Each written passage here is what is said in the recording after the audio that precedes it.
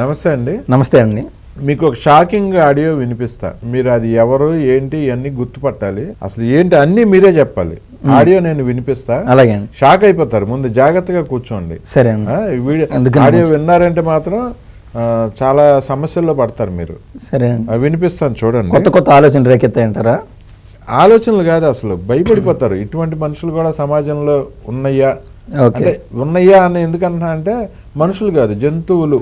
ఇటువంటి జంతువులు, రెండు కాళ్ళ జంతువులు కూడా సమాజంలో ఉన్నాయా అని అనిపిస్తుంది. మీకు బుర్ర తిరిగిపోతుంది, బుర్ర పాడైపోతుంది. వినిపిస్తాను చూడండి.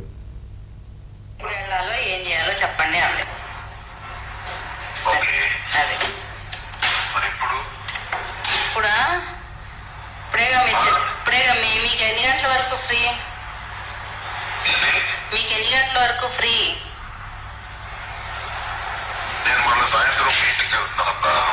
ఎప్పుడు ఎన్ని గంటలకు మీటింగ్?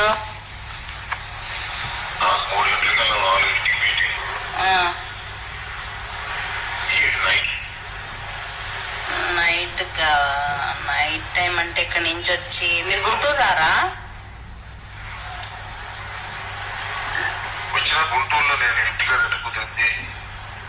గుంటూరులో ఇంకేం లేదా?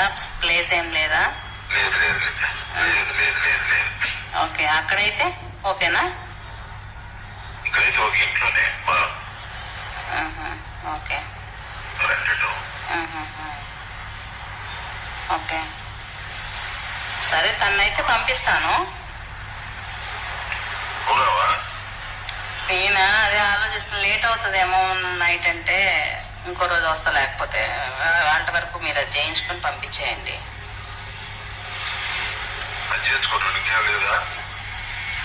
మీకు ఏమైనా కావాలంటే చేయించుకోండి, అంతే ఉంది. మీకు ఏమైనా కావాలంటే చేయించుకోండి.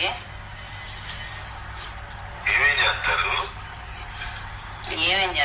మీకేం కావాలి? మీకేం కావాలి? ఉంటున్నా సార్, ఆ మనిషి అర్థమైనా నాకు. భోజనాలు పెడతారు, కూర్చోబెట్టి తలస్నానం చేయించి భోజనాలు పెడతారు.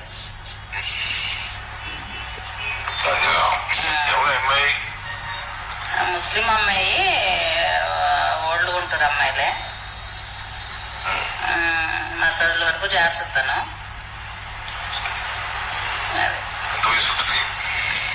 25 అట్లా.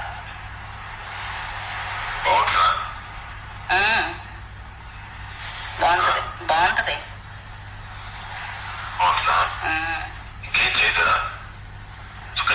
మీకేం కావాలి చెప్పండి.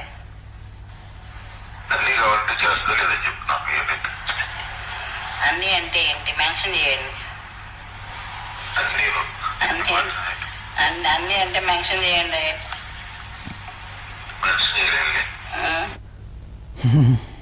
చూడండి, ఇదే సార్ సలపురం వచ్చింది. నువ్వు రావా అంటున్నాడు. పాపం ఎంత వయసు ఉంటుంది అంటున్నాడు. 25 ఏళ్ళు అంటేనే ఆయన ఎగిరి గంతేసి ఉంటాడు. అంటే ఆయన మనస్తత్వం ఇంకా చిన్నపిల్లల మనస్తత్వం ఉండదు సార్. ఫస్ట్ అనుకున్నాను నేను, ఏదో ప్రజాసేవకి ఏదో వెళ్తున్నాడు, మీటింగ్కి వెళ్తున్నాను, వస్తున్నారా రారా అని అడుగుతున్నాడు అనుకున్నాను నేను. ఎందుకంటే అంబటి అని ఆయన మీడియా ముందుకు వచ్చి అన్ని నీతి సూక్తులు అన్నీ చెప్తా ఉంటాడు. వింటానే ఉండా అసలు ఎక్కడ ఏమన్నా ధర్నాలు చేస్తున్నారా, ఏమన్నా మీడియా ప్రెస్ మీటింగ్ పిలుస్తున్నాడా అని చూస్తానే ఉండా. అది చూసి అర్థం అవుతుంది ఏంటంటే, సుకన్య నువ్వు వచ్చి నేను తట్టుకోలేకున్నానని చెప్తున్నాడు ఆయన. చెప్తున్నాడు నువ్వు రావా అంటున్నాడు. ఎంత వయసు ఉంటుంది అంటున్నాడు సార్. సార్ అసలు ఆయన వయసు ఎంత సార్? ఆయనకి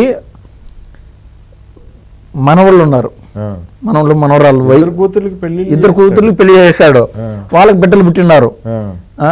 ఇట్లాంటి టైంలో కూడా ఆయన చిన్న మన్మధుడాలా, చిన్న వయసు కూడా ఆయన చేసే నాయనా ఈ మాటలారా స్వామి. అసలు కాదు, ఏ టైంకి వస్తావని అడుగుతున్నాడు. ఏ టైంకి రావాలి అంటే సాయంత్రం వరకు ఖాళీనే అంటున్నాడు. అప్పుడు అంటే సాయంత్రం వరకు ఆయన ఆగలేకున్నాడు. మంత్రిగా ఉండేవాడు. నీటిపారుదల శాఖ మంత్రి కదా సార్ ఆయన. నీటిపారుదల శాఖ మంత్రి. ఇప్పుడు అసెంబ్లీలో మనం వినేదంతా ఏంది? టీఎంసీ లేకుండా ఉంటే కాపర్ డ్యామ్ అంటే ఏంది, అసలు క్యూసెక్లు అంటే ఏంది, ఈ అడిగితే ఈయన ఈ మత్తు నుంచి బయటకు వచ్చినాడు అసెంబ్లీకి. ఈ పంచాయతీలు చేసేవాడికి టీఎంసీలను క్యూసెక్లు అంటే తెలుస్తుందా? ఆయనకు అన్ని ఎత్తిపోతల పథకాలే సార్ తెలుసు, అంతా ఎత్తిపోతలే. పంచాయతీల్లో ఉండేవాడికి అసలు అవి అర్థం అవుతాయండి? ఎత్తిపోతల పథకం బాగొచ్చని చెప్తున్నా కదా, అది కూడా it's a part of irrigation department నా. ఓకే, దాంట్లో ఎత్తిపోతల పథకం అనేది ఉన్నది, దానిపైన బాగా పిహెచ్డి చేసినట్టున్నాడు ఆయన చూస్తా ఉంటే. అయితే జగన్మోహన్ రెడ్డి గారు ఈ విషయాలు తెలియదు అంటారా సార్? ఎందుకు తెలియదండి, భలే విషయాలు తెలియదు అంటారా? మళ్ళీ ఇటువంటి తెలిస్తేనే సీట్లు ఇస్తాడు ఆయన. ఎందుకంటే మన ఆలోచనలన్నీ ఇక్కడిక్కడే తిరుగుతూ ఉంటాయి. అవినీతి అనేది తారాస్థాయికి తీసుకోవచ్చు, మన ఆలోచనలు ఇక్కడే ఉంటాయి. ఎంతసేపు గోరంట్ల మాధవు, ఎంతసేపు అంబటి, లేకుంటే దువ్వాడన్న, ఇక్కడే ఉంటాయి ఆలోచనలు. అవినీతి అనేది కనిపించకుండా ఆ లైన్లో ఆయన తీసుకెళ్ళచ్చు. It's a mastermind sir. ఈయన వరకు వస్తే సాయంత్రం వరకు తట్టుకోలేకున్నాడంటే నాకు అది అర్థం కాలే సార్. ఆయన వయసు ఎంత, సాయంత్రం వరకు ఆగు అంటే ఆహా నాకు ఇప్పుడే కావాలా, సాయంత్రం దాకా ఫ్రీ అంటున్నాడు. ఏదో సినిమాలో బ్రహ్మానందం అంటారు, బ్రహ్మానందం గారిని అంటారు, నీ ఏజ్ ఏంటి, నీ గేజ్ ఏంటి అని. పైన బట్ట కింద పొట్ట ఇంకొకటేందో అంటారు అట్ట. ఈ వయసులో ఆయన అట్టున్నాడంటే నేను ఏ విధంగా వివరించాలో అర్థం కాలే సార్. అసలు ఏంటండి ఇటువంటి మనుషుల మన పూర్తిగా అధపాతాళంలో ఉన్న ఏపీని తీసుకురావడానికి ఇటువంటి ముఖ్యమంత్రులను, ఇటువంటి మంత్రులను ఇంతకాలం ఈడు మనకి ఇరిగేషన్ శాఖ మంత్రి అండి. ఇప్పుడు సార్ మనం ఇలా ఓపెన్ గా ఎలివేట్ చేయడం ఏమైనా తప్పు అంటారు మీరు చెప్పండి? ఎవరు కనిపించగలిగించేది చేస్తున్నాం అయ్యా? ఇట్లా ట్రోల్లో మమ్మల్ని పాలించే పరిస్థితుల్లో అసలు మా ముందుకు రాకూడదు, మాకు అసహ్యము అని చెప్పడానికి మనం ప్రయత్నం చేస్తున్నాం అంతే. ఏ రోజున జగన్మోహన్ రెడ్డి చెవి వేసుకున్నాడా? చెవి వేసుకుంటే ఒక 37, 38, 50 వేసుకోండి. ఎప్పటికప్పుడు మనం చెప్పినట్టు పాటించింటే ఈ అంబటి కావచ్చు, గోరంట్లని ఆయన కావచ్చు, ఇంకొకరు కావచ్చు సరైన లైన్లో ఆయన సీమరాజు ఆయన చెప్తా ఉన్నాడు ఎప్పటికప్పుడు వాళ్ళ అన్నకు మంచి ఇన్ఫర్మేషన్ ఇస్తా ఉన్నాడు. అందుకే సీమరాజా చెడ్డ వీళ్ళకి. అంబటికి కేసు పెట్టాడు వాళ్ళ పార్టీ నాయకుడే. ఈయన ఏది సీమరాజా వాళ్ళ తాత అమ్మటేమో ఆ లైన్లో ఉంటే సీమరాజా మనవడు ఎట్టున్నాడు, రాష్ట్రానికి ఏదైనా చేద్దామని చెప్పి వాళ్ళ అన్నకు అంత ఇంతో మేలు చేయడానికి ట్రై చేస్తున్నాడు. కానీ అంబటి తాత అట్లా లేడు. నేను A1, A2, A3 అనే పొజిషన్ ఆల్రెడీ వేరే వాళ్ళు తీసుకున్నారు, నేను A10 ఎట్లా ఉన్నాను, నేను కూడా A4లో పోదామని ఈయన పాగులాడుతున్నాడు. నాకు అర్థమవుతుంది. కాబట్టి ఏదైతే ఏమి నేను మీడియాలోనే ఉండాలని తపన చెందుతున్నాడు. ఎప్పటికప్పుడు అయిన దానికి రాని దానికి పూసుకొని అనవసరమైన విషయాలకు మీడియా ముందుకు వస్తున్నాడు. ఏది సార్ ఒకప్పుడు సార్ మోదుగులు వేణుగోపాల్ రెడ్డి అని ఆయన మాజీ ఎంపీ, గుంటూరు జిల్లా నుంచి పోటీ చేసినాడు. అప్పుడు కూడా ప్రతిపక్షంలో ఉన్నాడు ఆ టైంలో, టీడీపీలో ఉన్నప్పుడు.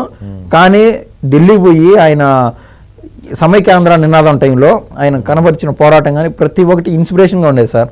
టీడీపీ అంటే ఆ పసుపు జెండాలో ఒక విలువ కనిపించేది. ఈ రోజున ఏ పదవిలో మేము ఉండామని చెప్పి ఆయన వైసీపీ చెంత చేర్చుకునేది. ఏ పదవిలో ఓడిపోయి అంతటోడు ఇదో కుక్కపిల్ల గద గొలుసు కట్టేసినట్టు అమ్మటి పక్కన ఆయన మోదుగులు వేణుగోపాల్ రెడ్డిని చూస్తా ఉంటే నాకైతే బాధేసింది సార్. ఈ మీడియా సమావేశంలో ఈయన ఇష్టానుసారం ఏదైతే మాట్లాడేస్తూ ఉంటాడో, ఒరే నాయన మమ్మల్ని వదిలేరు అని చెప్పి వెనకలో వాళ్ళ ఫేసులు వాళ్ళ టెన్షన్ వాళ్ళయ్యి. ఎందుకంటే వాళ్ళని లాక్కొస్తున్నాడు మీడియా ముందుకి, వాళ్ళ బాధలు వాళ్ళయ్యి. ఎప్పుడెప్పుడు పార్టీ నుంచి పోదామా అని చూస్తున్నారు సార్. అంబటి, రోజా వీళ్ళు జీవితంలో ఎన్నిసార్లు మీడియా ముందుకు వచ్చి మాట్లాడితే అన్ని 100 ఓట్లు చీలిపోయినట్టే వైసీపీ నుంచి. Count down start.